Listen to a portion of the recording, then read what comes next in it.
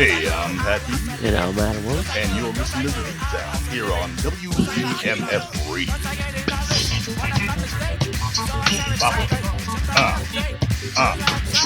Oh, it just gets me in the soul of you. And I got a little.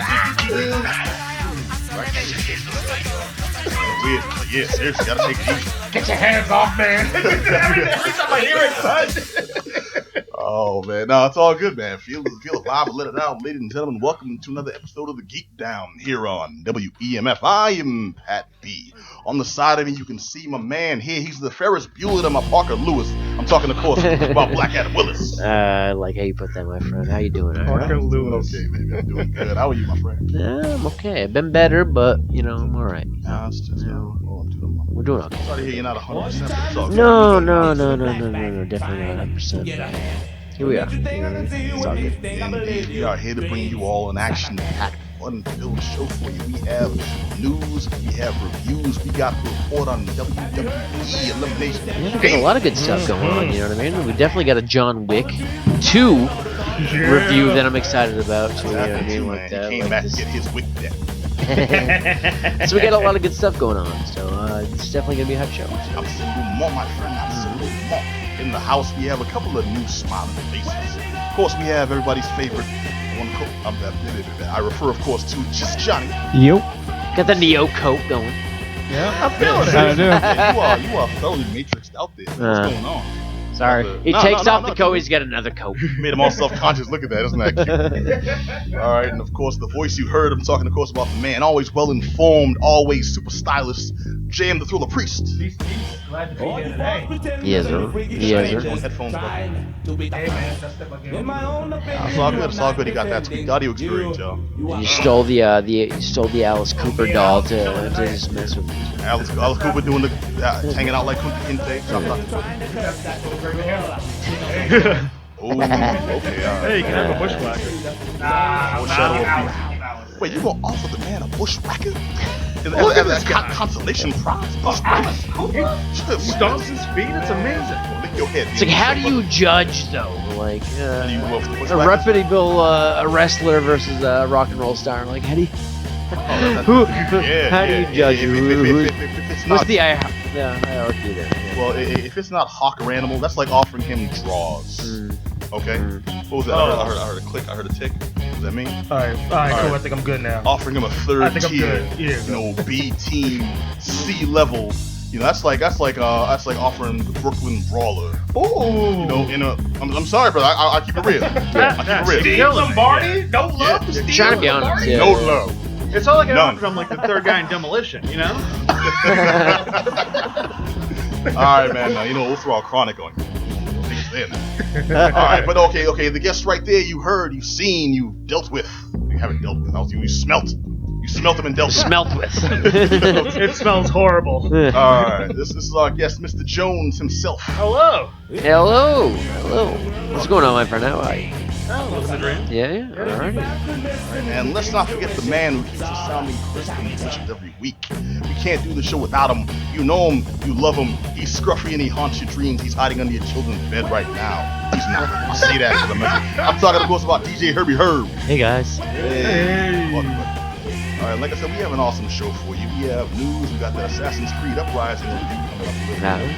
And I want to... what's up, Raz? Like, is there a reason why there's random paper towels in front of us? Like, this is bad random. I know our studio is a hodgepodge of randomness, but I'm like, what's this war? You have to roll a toilet paper on the table for? Oh, maybe you might get a little emotional later on. Well, it's funny, it's there, so I actually need it. What the hell is this doing there? Shed some tears, man. Yo, dog, that's... I'm gonna put it on the side. A little bit right here. All right, man. Maybe John Wick just, got you. It was so raw. So I heard. So deep. Mr. Vic. There won't be a dry chair in the house. A dry chair. Nah, I'm just saying. No, I think it's more likely. God knows what kind of other shows running this place, man. Kind of bacteria. That's true. We don't really think about that often. Don't turn on the black light. Turn on the black light. That's all I'm saying. Let me check that sweatshirt you're wearing. I see Herb got a smirk on his face, so he's neither. He knows, dude. He's got all the dirt on this. He hasn't told us That's inside information and story. But scale it. Yep. Even when You the don't good know side. what my eyes have seen. Make sure he's your friend. You'll end up on a blog soon. All right, so let's jump into the news real quick. This one actually. I remember in 2014, I saw a movie that we reviewed a movie that was deep, touched me in a lot of ways. Touched you. This was like I call it experience. Dear White People. And had a lot of good stuff to say, had a lot of positivity, and White People did this job with us. It changed Adam's life. Yeah. Yep. Sure did. And ruined Adam's life. Forever. But no, it was very emotional, it was very deep, and actually spoke to a lot of people, and was very popular to the point where it eventually got not syndicated, it got a crowdfunded TV show. They were trying to basically, a lot of people enjoyed this thing. They liked the message, and they got behind it. And a book came out to it. I got the companion book. It was I can't remember the guy's name. The last name begins with an S. Jordan's something. I'm drawing a blank with the guy who actually wrote the script. He blew up. So you're right. I mean, a lot of people took this story. Yeah, a lot of people backed this thing, and then obviously we're talking about Netflix has got behind this thing and tried to do a show, and we're talking about a Dear White People show, and because it's 2017, everyone has to have a problem about something. The new regime. Everyone has to be upset. Everyone has to be heard. Everyone has to make a statement. Everyone has to have, because of this, and this is where we're at, and because it has a title like Dear White People. A lot of weird, the fringe white people have come out and said, maybe this is discriminatory, maybe this is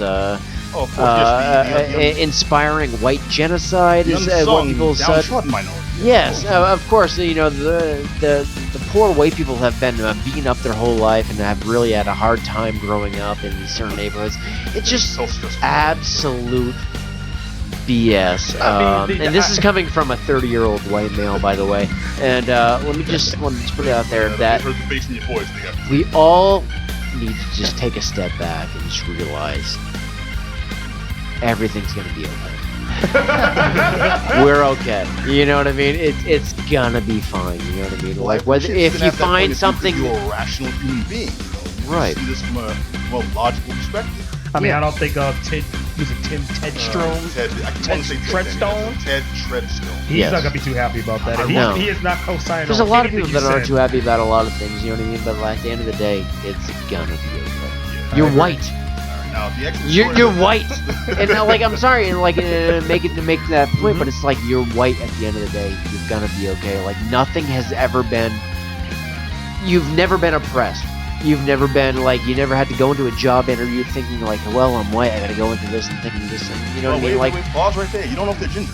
Right. I haven't worked against them. Now, the new story we're talking about is Dear White People has been crowdfunded and approved to run on Netflix. Now, with the announcement of that recently and running the first trailer, certain audiences have decided to boycott the show and outright cancel their Netflix accounts. Well, people are trying to boycott everything nowadays. It's like everything is led to a boycott. Everything. The issue is everything is politicized nowadays. Everything is politicized. No matter what you do, no matter what you're trying to enjoy, has to have a political backing. Even the Super Bowl, everyone's trying to be like, well, this is a political thing now because Tom Brady is a Trump supporter or whatever like that.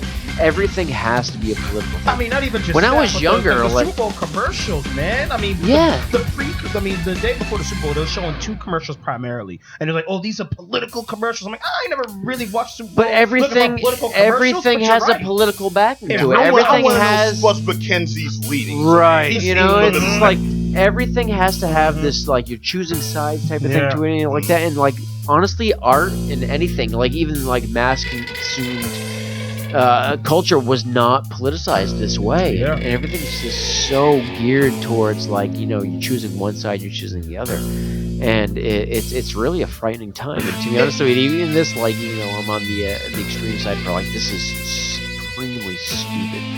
This is really ridiculous, but it shouldn't be that way. It should not be that way. You know what I mean? You shouldn't have to choose sides just because you're choosing a brand of soap. You know what I mean? Like this is not how we should. This is not how politics should work. He's not lying, because I had a bunch of friends of mine who gave up Uber. I'm like, forget you. Right. I'm married to Uber. I'm not giving it up. Right. And they have a point too. You know, everyone does. But it's like, oh, I'm using Lyft now. I'm like, no, I'm married to Uber. You got my bank. You got my personal bank account. You got my business bank account. I'm not giving you up. But I know I got a lot of friends who are gonna stop being friends with me because I just own them to the fact that I'm not giving up Uber. Right. Just because that was the CEO sat on this commission that he stepped down from now. And you're seeing things with like. I can understand, but sometimes people just want a mustache.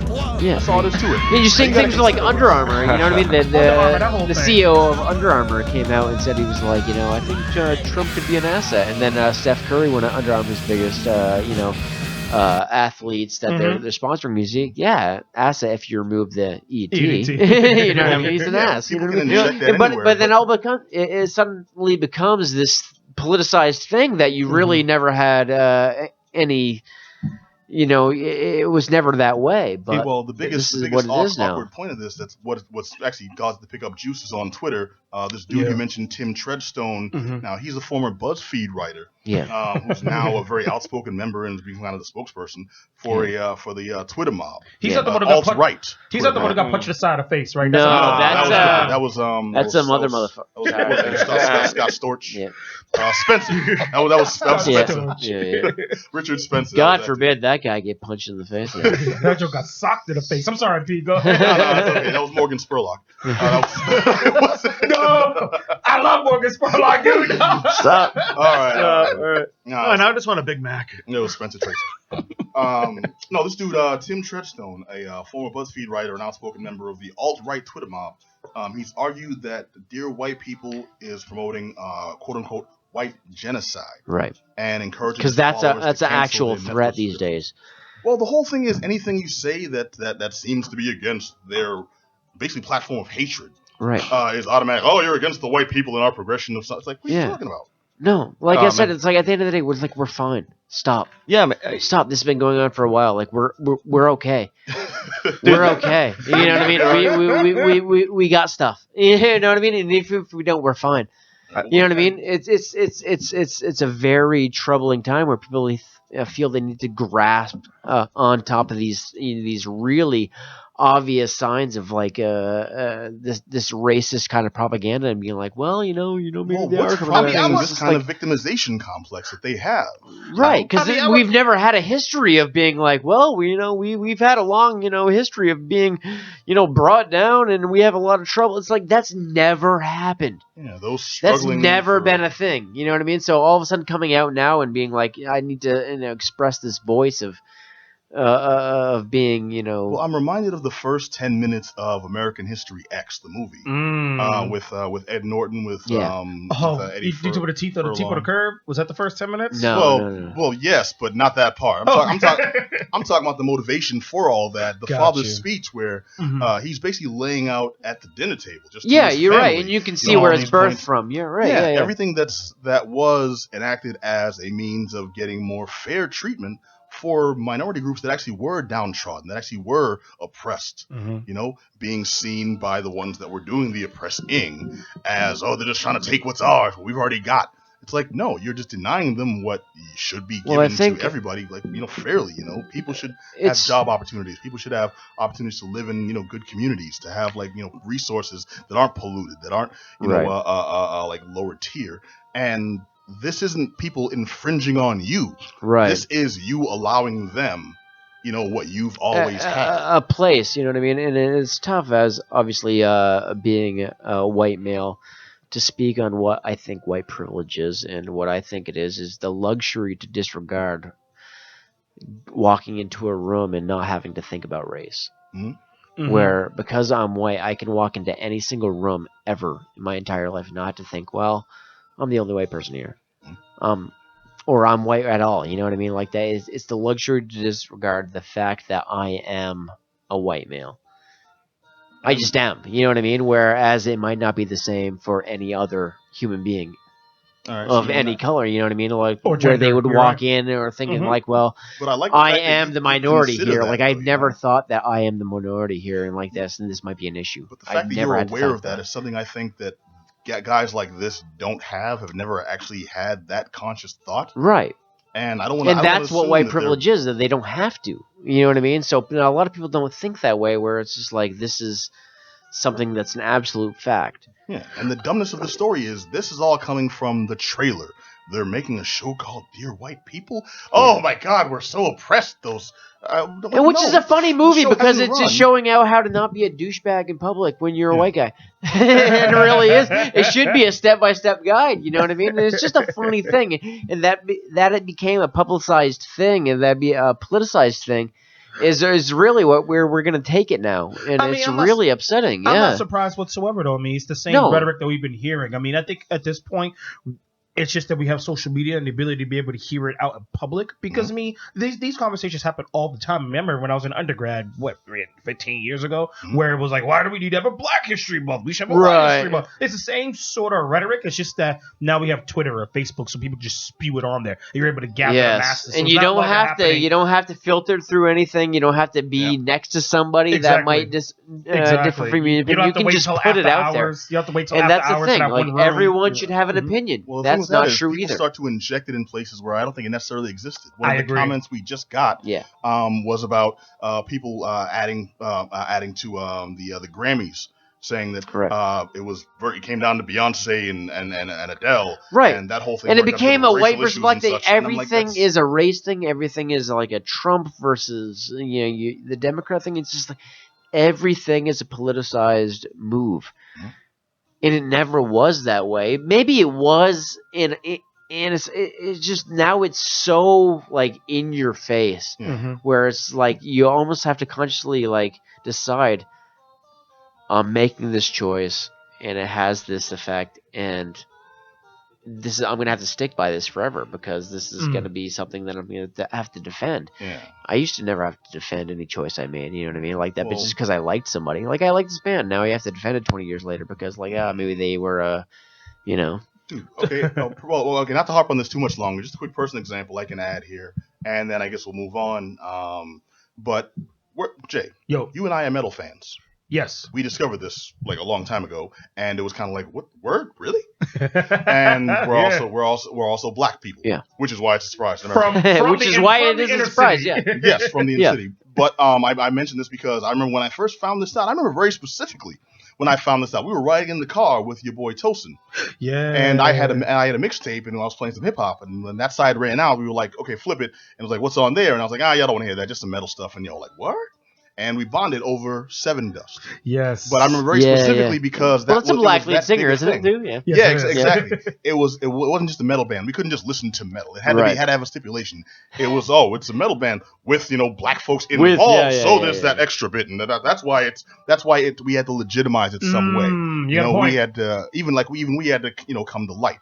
But there had to be something that was interjected to make it okay. Yeah. And that's that's an interesting thing too. There was a good article I read a little while ago, and it was about white people listening to hip hop, and really enjoying hip hop. But at the same time, their political views were so against everything they were really supporting, based on their taste. Mm-hmm. You know what I mean? You're listening to certain brands of hip hop, and then all of a sudden you were like writing something really ridiculous on Facebook about blah blah blah. Yeah. And you're just like, well, your taste aligns here, and your views aligned here. Like, there's no connection there. So it's just like, what do you actually stand for? It's like, how do you believe this and then listen to this? Because they're not the same. Yeah, it sometimes makes people force an issue.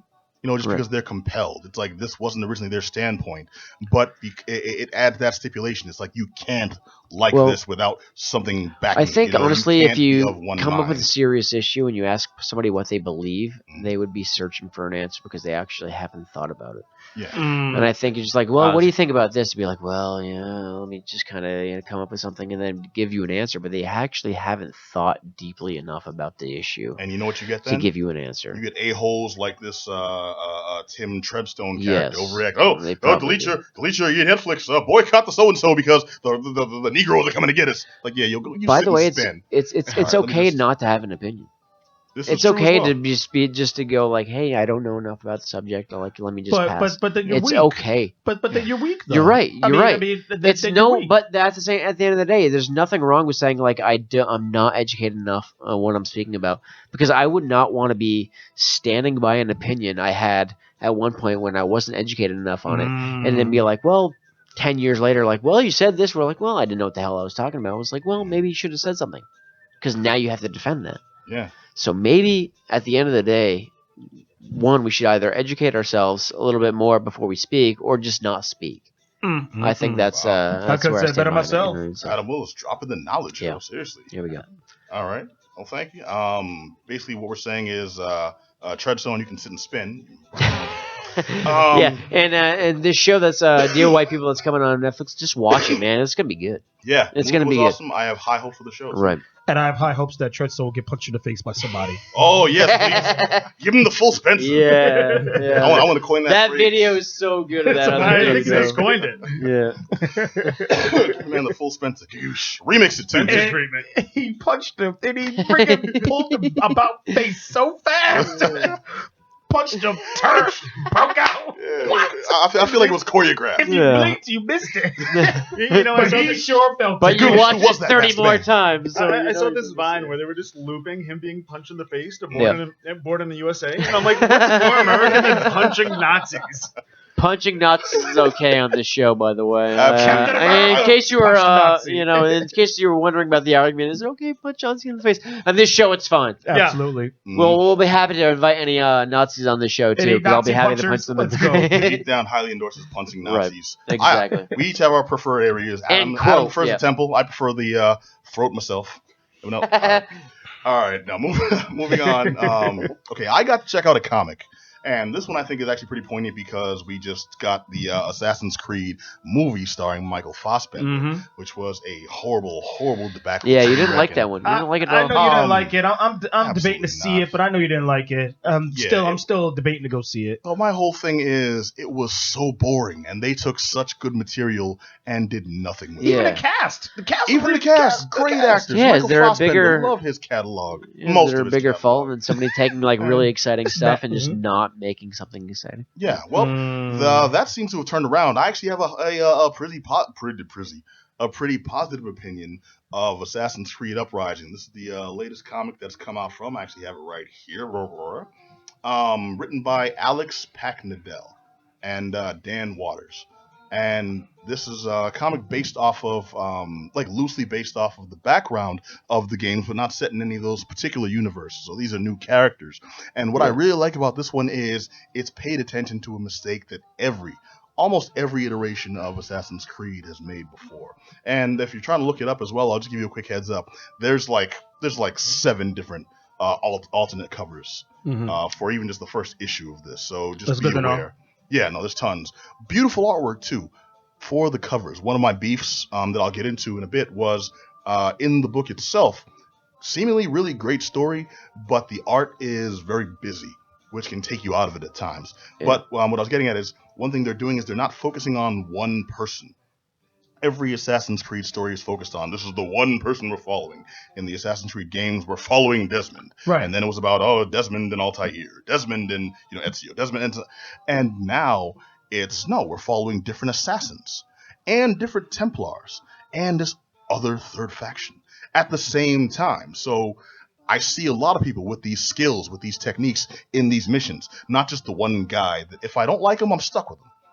Right. I'm not limited to that. I really like that because the Assassin's Creed mythos has always been really interesting to me, and I always thought that was them kind of reining themselves into too small a box. Right. So the actual plot here, I'll break it down real quick. Join us for this game-changing new chat. This is the Comixology one, so it's going to be a little. This game. Okay, comics. I don't hate on Comixology, but their descriptions are always about. Buy this book because, absolutely. Versus, they gotta sell. They gotta sell number one, right? Yeah, but I just want to know what this thing's about. I'm there because I'm probably gonna buy it already. All right, they're trying to convince you, man. They're trying to convince you. You gotta get the digital. Yeah. But man, I already walked into the whorehouse, man. It's like, don't try to sell. Don't try to upsell me on, I'm saying, hey, you already here. Why not go for the D cup? Like, yo, come on, But brother. that's pretty much what it is. Like, you got to give peg leg Tammy. Come on. Hey, man, she needs work too. Exactly. But go ahead. All right, so. All right. Peg leg Alice. With the Phoenix Project nearing its completion, tensions are running high for both the Brotherhood and the Templar Order. A new world order is on the horizon, and only Charlotte and her ally. Damn, I'm messing up. Charlotte and her allies have the knowledge and skill to save humanity from subjugation. Meanwhile, after discovering a rebel faction within its order, Templar agent Otso Berg begins to question his loyalties. And right there, they threw a few different names at you. They threw not just one, but 3 potential factions at you. I like that because it's varied. It keeps the story interesting because you have several different players. Right. It's not just one person and their story that can get boring.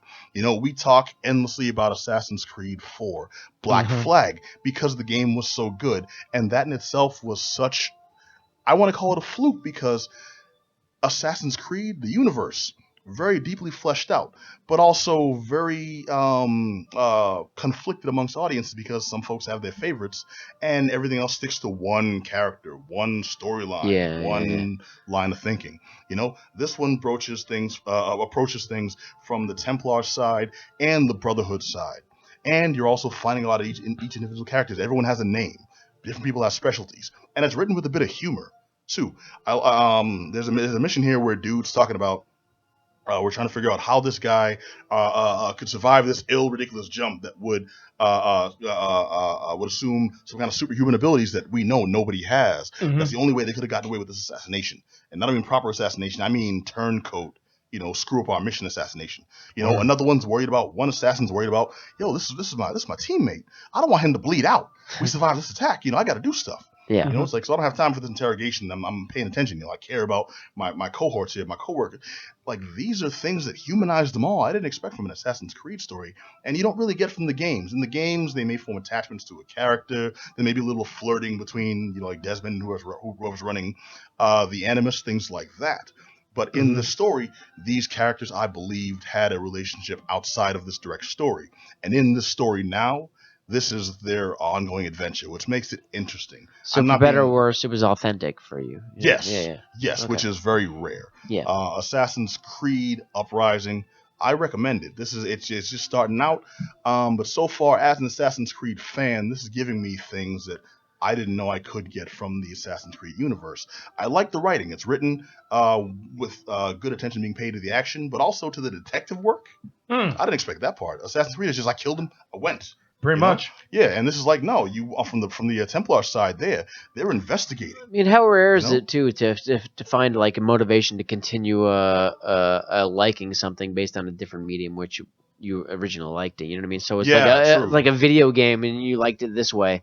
But then all of a sudden it's like, because the writing of the comic, now I'm going to continue pursuing that. You know what I mean? That's very rare, right? I was very skeptical. I mean, I'm not going to front. It's definitely something that's given me hope because I went out and those of you who listen, I'm a vinyl collector. I collect vinyl. Yeah. So I copped the Assassin's Creed vinyl. So it's like a series of. Oh wow! Yeah. And you went deep there. Yeah, I really did. Instrumentals from all the different Assassin's Creed games, and it was one of those sort of things where I was trying to keep connected to the franchise because I haven't seen the movie yet. And Pat, you gave such a bad. Yeah, sorry, that movie right there. I'm not even in a rush. But he came from a fan point of view. You know what I mean? So it was, and for that reason, is why I give so much stock to it. So I was getting a little scared. Like, man, is this just the end of Assassin's Creed? But to hear you give this glowing review, is this the end of Bugs Bunny? Is this the end of Ezio? But it can exist in some other format. Exactly, and I'm willing to take that. If it's able to exist in some other format, I can picture myself with my iPad, with my Comixology, watching it, reading through the comic, listening to the soundtrack. Like, yeah, P got me back here. I don't have to give up on Assassin's Creed because P told me. I can imagine like a diehard Ninja Turtles fan watching the third movie, being like, "God damn it!" All right, well, no, that's... Where's Kevin now? What the fuck? No, good point. No, very good point. I will say, as positive as my opinion on it was, the artwork, they go out of their way to make it very colorful, very flashy, but they're shooting themselves in the foot because there's so much in every panel. I'm reading the dialogue, I'm like, oh, that's what's going on. Okay, cool. And then the picture doesn't tell me that. Maybe I get maybe I get a little bit of that from something I can spy within the detail, but then there's like all this extra That sounds stuff. like they're just like too excited about, the project. I think so. Yeah. Every panel is really busy. Right. And that takes away like, let's from show all this and not really kind of understanding storytelling. Yeah. Almost, you know what I mean? In the comic I- form anyway, you know what I mean? Where you got to kind of simplify the action a And little I'm bit. saying it could be as a result of new comic readers. I mean, Yeah. many people who maybe. are reading comics, whether they be brand new or coming back to it, they're falling in love with the imagery of it. So, I mean, it's unfortunate because the story could take a loss because of that. So it could be one of those situations where it's like, yeah, I mean, it was an alright story, but man, it looked great. It could be one of those sort of things, which I'm with you, Adam. And you don't never want that to happen. I'm with you, P. No, on it's that great one. when what you like goes across different things. I remember really enjoying Mortal Kombat after playing the video game and then reading some of the comics and reading some of the storyline about it like that. It's like, wow, Yeah. you know what I mean? This is an I remember actual Mortal Kombat thing. after You know what I watching mean? that amazing second movie, and really, it's so good. Don't hate. Oh, Don't hate. that's so bad. Yeah. I don't care. I had to mess with him. I'm sorry. I had to Oh mess my with God. you. That's probably the worst But movie. All I can think about is that it is line. craptacular. Hands down, one of the worst things ever made. Absolutely. Whatever, man. I got it. I don't Wait, care. but it exists in other things. You know what I mean? So you're like, Yeah, well, it exists in our nightmares. this it exists in our is horror trying stories, to it actually exists in kill you while you're enjoying it. so much badness. Sonya It Blade. exists. I Yeah. don't care. All right, but okay, but not for nothing. Assassin's Creed Uprising. The comics are out right now. You can pick them up on Comixology, like I said. Released out by Titan. I highly recommend these books. Great, man. That's As of good right news. now, That's as of good right news. now, highly recommended. Yeah. Dude, I'm jazzed. I want to continue reading. Good, and man, it's because kinda your review for reinvigorating. that movie was. Yeah, it'll help. It'll help wash the And I face of think that a Michael lot of people would Fassbender agree BS that was out of your not mouth. how. Yeah. All right, now I look across at my man Adam, and I look next to me at my man Just Johnny. The And you juice. fine gentlemen got to check out Nioh, isn't it correct? Yeah, Nioh. Nioh. All right, for the PlayStation 4. Yep. You want to give me a rundown of this hot trud video game piece of software, please? Sure. So Nioh. What to say about Nioh without saying anything about Dark Souls? It's kind of impossible, so I'll just say it out right now. Nioh is the Japanese version of Dark Souls, even though Dark Souls was made by a Japanese studio. Wait, is it a related franchise? They're completely unrelated, completely different teams, but it's basically so Dark Souls has been around. There's like 5 different iterations of the Souls games, and another company, Team Ninja. So they made Ninja Gaiden, things like that. They basically had this game in development, Nioh, for a long time, and then they saw Dark Souls because I guess they had some problems. They couldn't figure out what to do with their game. They wanted to be an RPG of some sorts. And then Dark Souls came out, they saw it, they played it, they loved it, and they pretty much made Dark Souls but with ninjas and samurai, and it's essentially the best ninja samurai video game ever made. That's Nioh in kind of a nutshell. It's basically take Dark Souls. Are you forgetting 2003's Ninja Gaiden? Oh no. Well, it's got that. Yeah, it's So it's the same Dark team. It's the Souls same and team that mashed it made up. Ninja Gaiden. Mhm. Ninja Gaiden Black and Ninja Gaiden whatever 3, 4, 5 million, all the different variations that they made. It's that same team. It's also the same team that made Metroid Other M. Okay.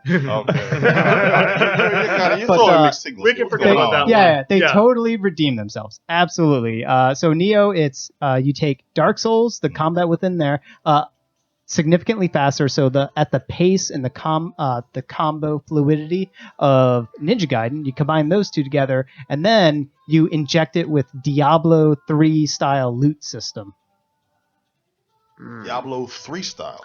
Yep. So Specifically. yeah, so every time you're like killing different enemies, they'll explode with like loot drops galore. So things like items and equipment and okay. weapons, and they have the color coding system so that if it's white, it's just basic crap, and if it's purple, it's epic and has all the different randomized stats on it, and you want to wear it because it's big epic loot and it's great and it boosts up all your stats, making you a better killing machine, and it's sort of like mix and repeat. The things about Nioh is that differentiates it. Now, when I say it's like Dark Souls, it is very much like Dark Souls. The whole like targeting system is very much the same. Being in this world and sort of finding shortcuts or finding like little tiny treasures along the way. All of those things, the one-on-one fights, and the moment that another enemy joins in a fight, if you're going 2-on-1, it's extremely hard. It's already hard enough with a one-on-one fight against a big enemy. The moment a second one joins in, it like turns the tables, and you really have to concentrate. Usually, you're gonna die. And so, are you teaming up with other like real world players or just AI? A bit of both. Yeah. So kind of like Dark Souls again. Okay. Let's put the kibosh in the Dark Souls recommendations. I want to know what makes Nioh ill. Okay, the one thing I like about it is when you find the graves. Yes. And you're pretty much fighting an AI version of whoever just died in that area. Yep. Which is phenomenal. So instead of like seeing the bloodstain and like seeing how they died, you actually fight the person, then you just get all their loot. That's awesome. Yeah. Yeah, and you can see like what level they are, what weapons they're using, and things like that. You don't get to see how they die, but being able to fight them, and also the AI itself adopts the fighting style. At least I think it does, the fighting style of that person. So if they're going ninjutsu heavy with like throwing bombs and shuriken at you, if that's how they played their character, that's the AI that you're fighting, is one that uses those types of abilities. So there's these very intricate RPG mechanics. There's almost a little bit too many. There's just a ton of different ways to augment and spec out your character to sort of play and fight exactly the way you want it to. It has a caster-like tree where you're using magical jutsu called Omniu Magic. I've been having a lot of fun with that too. Just like buffing up my weapons and shooting fireballs at people. Yeah, so you can buff up your weapon, you can shoot fireballs. They have all the different elements. You can like make like this weird spirit blade attack thing, which is pretty so cool. Then there's a ninjutsu tree, so if you want to do like traps, fire bombs and explosions, and sort of there's this one ability where you can turn yourself into a log the moment you take like a lethal hit, and then you reappear up above the enemy and you sort of downward strike them. I was like, oh, thought you got me? Smack.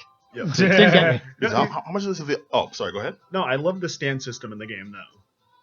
That's a so big mechanic. So probably the most elaborate part of the combat is mastering the different stances. So every single weapon, there's a smaller set of weapons. There's 5 major weapons, but for each one, there's a significantly larger moveset where you have to hold your blade or your weapon, whatever it is, up high on a high stance or a mid stance and a low stance. And those 3 different stances have different perks and different sort of nuances to them. So if you hold it high, you're going to deal more damage, but your attacks are going to be slower. If you hold it low, your attack's going to be quick. You're going to be able to dodge, but you're not going to deal much damage. I remember that Bushido Blade used to do stuff like that. It's like you're paying attention. Way of the Warrior.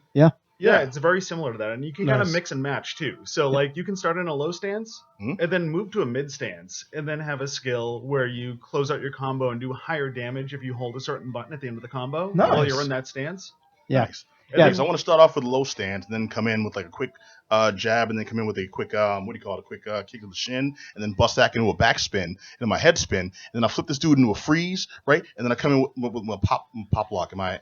Now you sound like Bushido Brown. Yeah, there you go. Okay, cool. Yeah, I was crossing genres. But I mean, even when you just said that, it just made me think of that. There seems to be a game that could be easy for someone to just jump right in and not have a huge learning curve. Something small like that, just holding down the button to be able to continue the combo, is something that's huge for someone who's still relatively new and jumping into a game like that. Well, I wouldn't say that. It's still difficult, but they took out some of the frustrating parts of the Souls games. So, work my button mash technique. Let's say you have like a bunch of souls and you die. Okay. Right. There's an item in the game where if you're at your shrine or at any point in the level, you use this candle and you get all of them back instead of going back to your grave. Nice. Yeah, so you can recuperate the experience that you sort of left there. Otherwise, if you die along the way of trying to retrieve it, that experience is gone.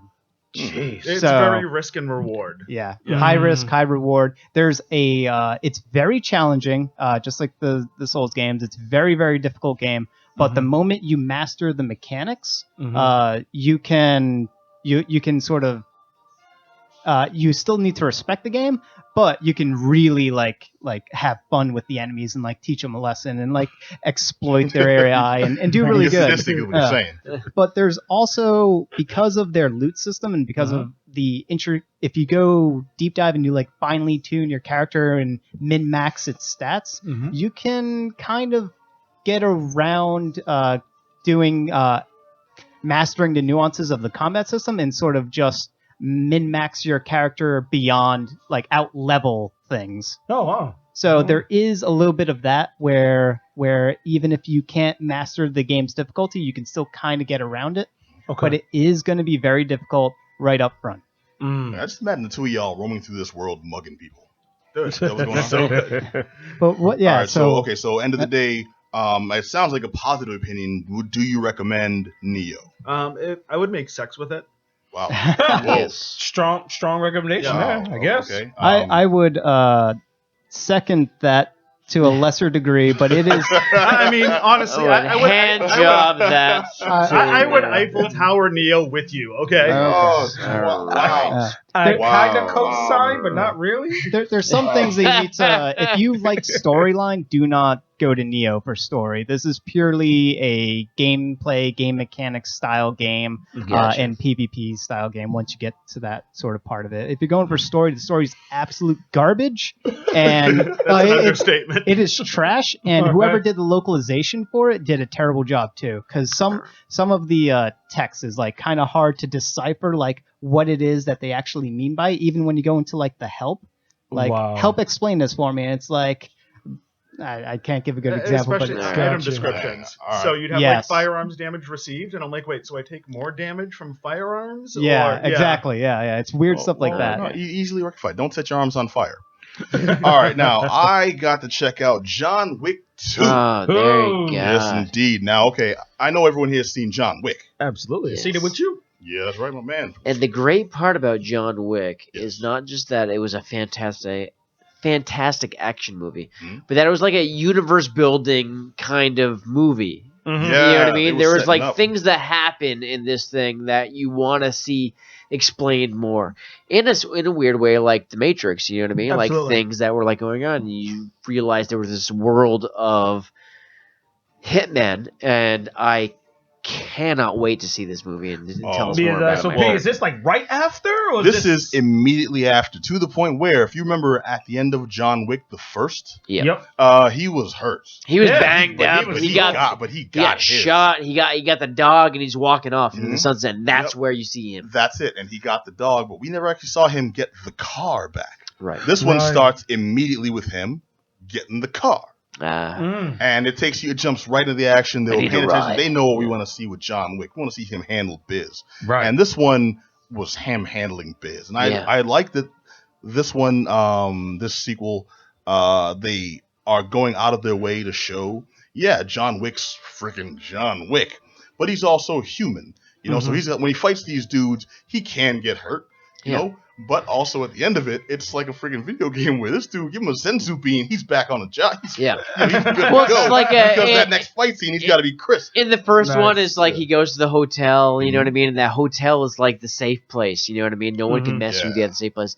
And the doctor shows up and he's like, well, you know what, I gave you this, and do you need any of these that can protect you from the, you know what I mean? It's just like you're buying things in a video game that can save you for the next battle you like do. a health pack, you know? Yeah, you know what I mean? And so this movie, Well, I it's do so love- great, and it was such a innovative thing where you were like, you entered this world of like the exact game you wanted to, Oh, well, to dude, be John part Wick of. 2 Yeah. will not disappoint.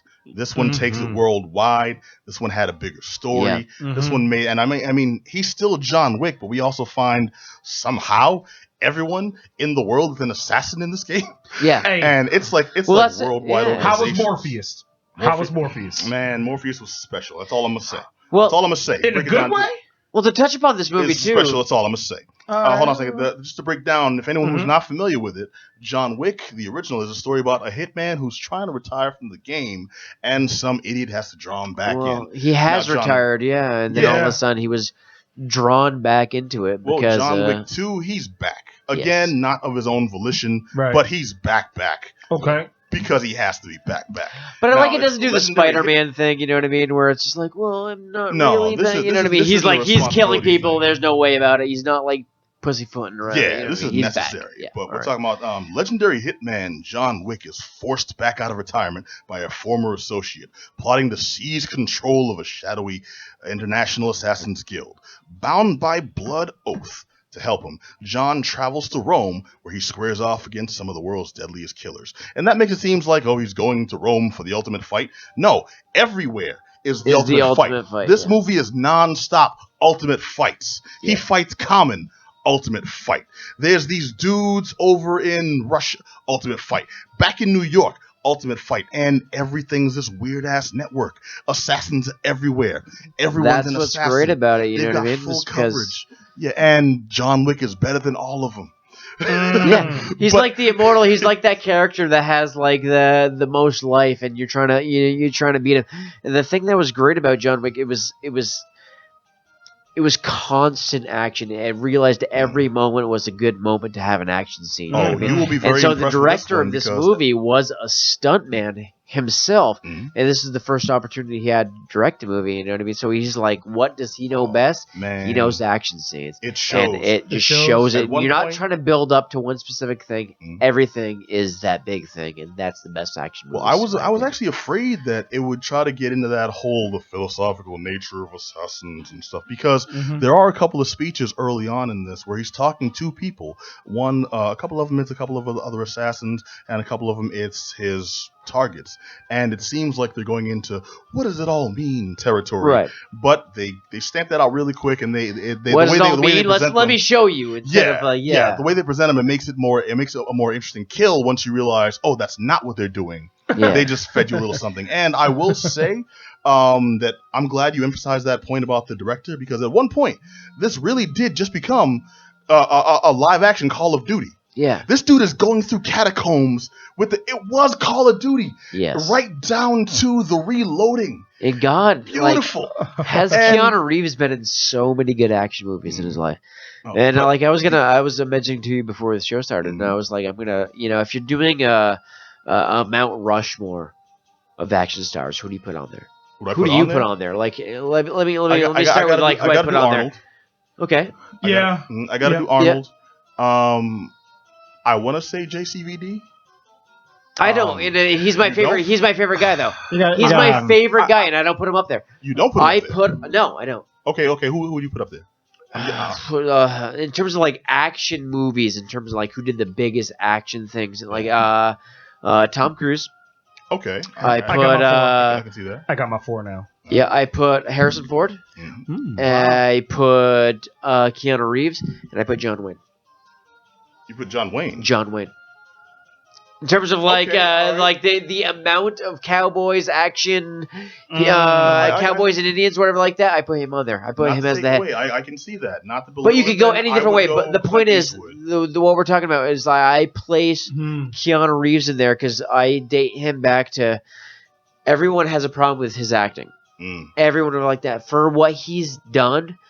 He has been so perfect in those movies, and I go back to like one of my favorite movies, not just favorite action movies, favorite movies is Point Break, and how good he is in that. And I think it's the single greatest chase scene on foot ever filmed is in that movie. And then he did.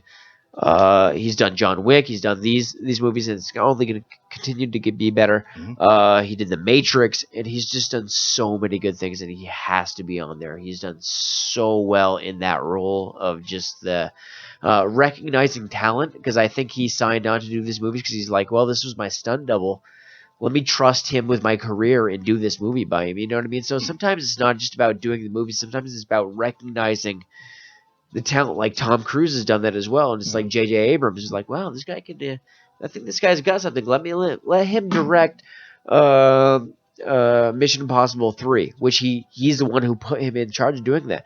So sometimes it's not about just what you're doing in the film; it's recognizing the talent to make the movie that you're doing. And so those guys have done that. But well, I like the fact that he's willing to have that much faith in his producers and in his double as a director, because it pays off. There's awesome scenes in this. There's melee scenes. There's shooting scenes. There's like hand-to-hand combat. Right. It's knife play, all that stuff. It's varied. It's everything. Awesome. Yeah. And there's interesting scenes where they're callbacks. So John Wick did this. No one can do that. Is there a pencil scene from the first one? You know what I mean? Because it's like he killed 3 people with a pencil. There's a pencil scene. There is. There's a pencil scene. And they make allusions to it in this movie, like, oh yeah, they call him back to that because he's legend. Right? Oh, and then there's a pencil. Yeah, all right. Yeah. That's all you need. And you see that, and I kept flashing to remember The Dark Knight? Yeah. The Joker with the pencil in the table. Yeah. You can do a magic trick. Put me off, gone. Thank you. It's like I kept flashing to it. But yo, John. Okay. No, just to wrap this up real quick. John Wick 2, starring Keanu Reeves. Very simple story. Assassins back in the game. Blood oath. Taking out people left and right internationally. Common's in it. Actually does a really good job. Common's not bad. And he was in another great action movie with Keanu Reeves. It was I forget. It was Terminator Salvation. I know, it was wonderful. No, what was the name of this? Keanu Reeves was the name. Keanu Reeves in Common, though? Common wasn't he? He was one of the bad guys. You sure? I swear to God, I guarantee it. And Reeves wasn't in Wanted. No, that was Professor X. Yeah, whatever that dude was saying. I'll look it up after the show. But anyways, we'll post it on on the Facebook somewhere. Right. But yeah, I highly recommend John Wick 2. It's a good follow-up to the second one. It seems like it's going on a pretentious level. When it starts off, no, it gets back into within like 20 basically. minutes, I'm so happy that the reviews are good, because you remember the reviews that you were like really waiting for the Matrix. You were like, how good the Matrix was, the first one, and all of a sudden you're like, oh man, the Matrix 2 is gonna be great. And you're like, well, it's kind of crap. You get a rave in Zion. That's all you get. I would have killed for a Matrix sequel. Good thing they didn't have one. Okay, now whatever, man. I love the Matrix. Screw y'all, all y'all. Okay. Well, let me kick it over to my man JM the Thriller Priest while we still have him, because dude, you got to check out WWE Elimination Chamber. Yes, man. This past Sunday was WWE's Elimination Chamber. Ooh, I gotta. Okay, all right. I must put that much time. All right, let's get it. You got it. WWE Elimination Chamber took place in Arizona. It was, man, I was highly surprised. I mean, it's one of those sort of things where SmackDown is just firing on all cylinders. I mean, it was just from top to bottom. I'm just gonna go out there and say it right now. This was the best pay-per-view that I've seen in a long time. SmackDown's the best in a long time that I've seen. I mean, Elimination Chamber just flew on all cylinders. I mean, one of the things I want to highlight now, and I'll probably spend a bulk of my time talking about this, is out of the 7 main matches for the main card, 3 of those matches featured women.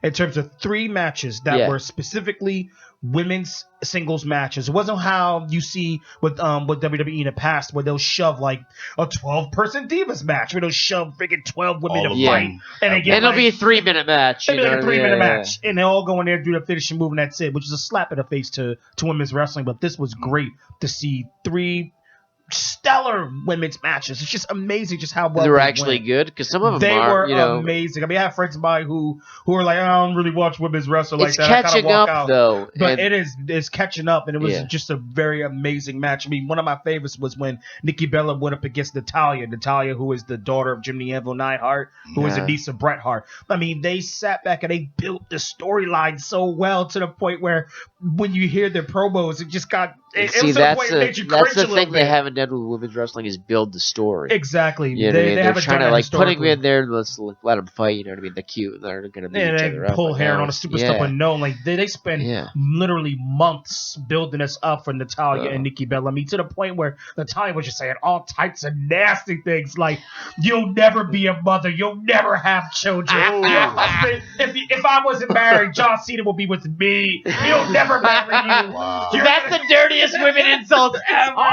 But Where did that come from? That ain't no joke. Like, the only reason you're here is because your good looks and your looks will fade. Like, it's horrible. Wow. Horrible stuff. Low blows. Wow. Like, it was just like, oh my God. Like, That's dirty. but it was dirty. Then she turned out to be an amazing heel. So I'm That's very happy dirty. for her to be such a bad heel. It was just a great match. I mean, it's one of those sort of things where Nikki Bella actually did some great wrestling moves. So I mean, it was funny to hear the commentators big that up. Like, oh, look at that. Oh, look at Nikki Bella. Reach into her arsenal. Because, I mean, years Something's past, actually coming on, yeah. Exactly. Yeah. Years past, all she did was look pretty. So, I mean, Yeah. it's just great to see Natalya build it up. It was just so, I mean, it reached into real life, and the lines were blurred with real life. And I think that's why it makes SmackDown better with their story writing. They blur the lines of reality. So everyone knows that Nikki Bella's in a relationship with John Cena. Little things like when Natalya went to the concession stand, it's like, look at this, John Cena's t-shirt and Nikki Bella's. Really, the only reason you're here is because you're his boyfriend, you're banging him, and you're nobody. Like, it was just like she built it up so well. That's just so a good. nasty heel. That's so good. So it's just That awesome to be feels a able little to see more. That that. feels a little more in the storyline. That feels like personal. I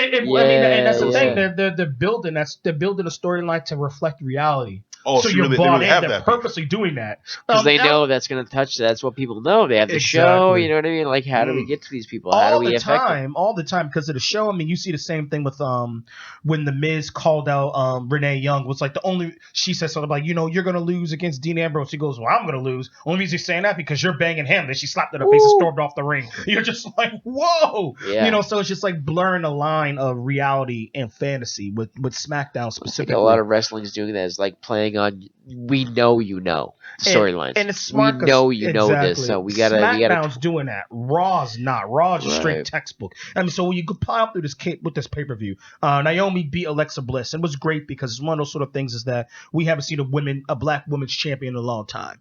I think since not even Miss Jackie. I think Jazz had it for a short period, and it's been a long while. time. It's been a long time. So for Naomi to get it, the fans chanted, "You deserve it," So it was a great look for her. So overall, it was great for that particular match. Let me continue through here. The Elimination Chamber itself, they just recently altered the actual chamber. The chamber used to be a circular format. Now they made it to square. I'm feeling the circle, but it's whatever. Little minor things. Man, that match was just amazing. Break down the participants. So you had AJ Styles, who just recently lost his belt. John Cena, who recently got the belt. The Miz, Dean Ambrose, Baron Corbin, and Bray Wyatt. And the match was just done incredibly well. High spots. One of the things that AJ Styles does very well, he sells a move. I mean, he's such a light guy. He flew up in the air and he flies to the ground, just slams to the ground. You're like, oh, that must hurt. But the way the story was told very well. I mean, there were certain things I was looking for. I was looking for great utilization of the cage or of the chamber. So AJ Styles got flung into the cage very, very hard. So he took a bad hit. It was like, great. That's what I wanted to see. I mean, for those who aren't familiar with the Elimination Chamber, Looks like he hurt himself. I was waiting for him. I am waiting for him. There's certain milestones you want in a match. Like if there's a cage match, somebody got to bleed. It's just what it is. So the Elimination Chamber, because it's a square now, each corner has a pod in which the wrestler waits in a pod for 5 minutes. So it starts off with 2 wrestlers. 5 minutes hits. The timer goes off. It looks like you're watching Rick and Press Your Luck. The screen blinks between each pod, and one pod gets chosen. The guy comes out, and it's a 3-way, then it's a 4-way, and it's a 5-way, and a 6-way, and then they fight. So I'm waiting. I'm like, okay, somebody got to break a pod. Somebody has to get ran through the pod, and the glass has to break. I'm waiting for that to happen. That happened. Dean Ambrose got thrown into the pod, and the pod broke, and that was it. But doesn't that seem a little formulaic? Yes and no. I mean, it's one of those sort of things I know what I'm waiting for. So those certain milestones you have to hit. Once again, like I said, when it comes to like a cage match, somebody has to bleed. When you bring, but you can also know what you're throw through a table. Like I don't need to know when it's gonna happen. I need to know it has to happen. Yeah, but you're waiting for something because you enjoy it too. Exactly. You know what I mean? You're like, I know this is gonna happen, but that's not gonna stop me from enjoying it when it does. You know what I mean? Exactly. You can do it a million times and it's Watch still the comedy. it's I see still a pie. entertaining. Someone's Yeah. getting in the face. Exactly. Yes. The pie's Yes. there. I'm expecting somebody to get hit in the face. If not, I got a problem because you messed up something I'm expecting. But the outcome of this match was something that I hoped, but I wasn't expecting. And the outcome is that Bray Wyatt became WWE champion. Man, this guy And it was just, deserves he it deserves so it. much, dude. The crowd went nuts because it's one of those sort of things where you had a feeling you wanted him to win, but you didn't think the company was ready to throw the strap on him like that. But he could carry it. That's and it. they gave him the strap, and it was just great. I mean, it ended with him and AJ Styles in the ring. amazing. When Cena got pinned, the crowd was just in shock because he just won the belt like 2 weeks ago. Yeah. So for him to drop the belt that fast, mind you, he just tied Flair. Johnny and I talked about that the last show. He tied H, and he dropped the belt 2 weeks later. Yeah. In this Elimination Chamber, which is mind blowing. Which is funny because it's like this guy that's got the incredible push, which Cena has, is doing the best wrestling of his career recently, and people have not really been following him so much just because he's gotten that push. And then Bray Wyatt, who's an incredible wrestler, has not got any push, is finally getting it. You know what I mean? You're seeing this happen, and it's like I'm so happy because like he is such a good wrestler. He's such a good character, and he has not got any respect in that in this company at all. I agree. It's good to see him actually like come out on top because man, that guy can do it. Absolutely, man. So, I mean, he comes from a great wrestling pedigree. A lot of folks don't know. For those of you who are fans of IRS, Erwin R. Shyster, Michael K. Wall Street, or whatever. Rolls right off your tongue, doesn't it? That's his kid. That's his son. Okay, I didn't know that. Him and Bo Dallas are brothers. Both the kids of IRS. Dude, news to me. Bray Wyatt was Husky Harris before he became Bray Wyatt. Chubby dude with a stubble beard and a short haircut. Grew his hair out, grew a long beard, and now he's Bray Wyatt, the eater of worlds, and just his gimmick sticks. And Adam, you're absolutely right. For a guy who earned his keep.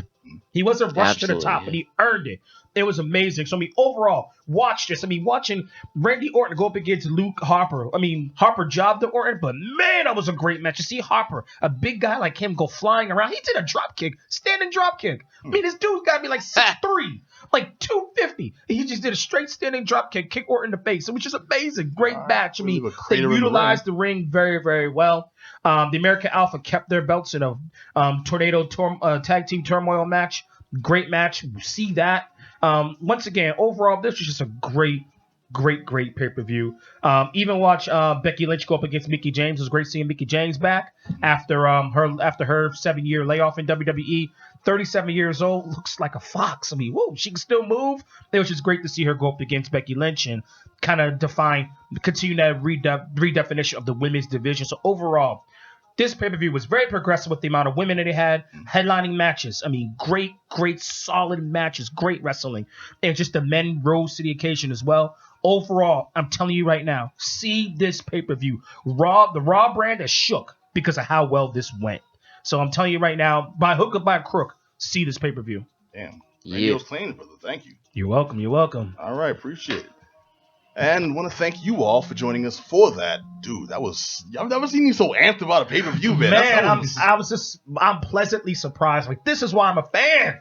Let's get it. That's what's up. All right, well, I hope y'all enjoyed that. I want to thank you for joining us for another action-packed, fun-filled, awesome episode of the Geek Down here on WEMF. I want to thank, of course, Just Johnny. Yep. I want to thank the man you just heard, JM the Thriller Priest. Peace. In-house guest, Mr. Jones. Hey. DJ Herbie Herb. And, of course, the number one to my number two, man, the myth, the legend, Black Adam Willis. Yes, sir. Thank you, my friend. It's good to see you as well. Absolutely. And want to thank you, the watchers, the listeners. If you heard anything on this show you want to chime in on, hit us up at geekdownradio@gmail.com or just jump, on the website at geek-down.com and actually hit us up on the contact section there. Hopefully you're checking us out on social media on SoundCloud /The Geek Down, on twitch.tv/The Geek Down if you were watching, and look us up on iTunes, we're there. Look us up on Instagram, we're there. Look us up on all different networks, and if you missed it, which you probably did, you look us up on the bio page on WEMFradio.com, and all the links are there along with clips you can listen to. And hopefully you'll catch us every Monday nights right here on WEMFradio.com, Monday nights at 9 p.m. We'll catch you all next week, same bat time, same bat channel. And until then, be excellent to each other. Peace. WEMF Radio.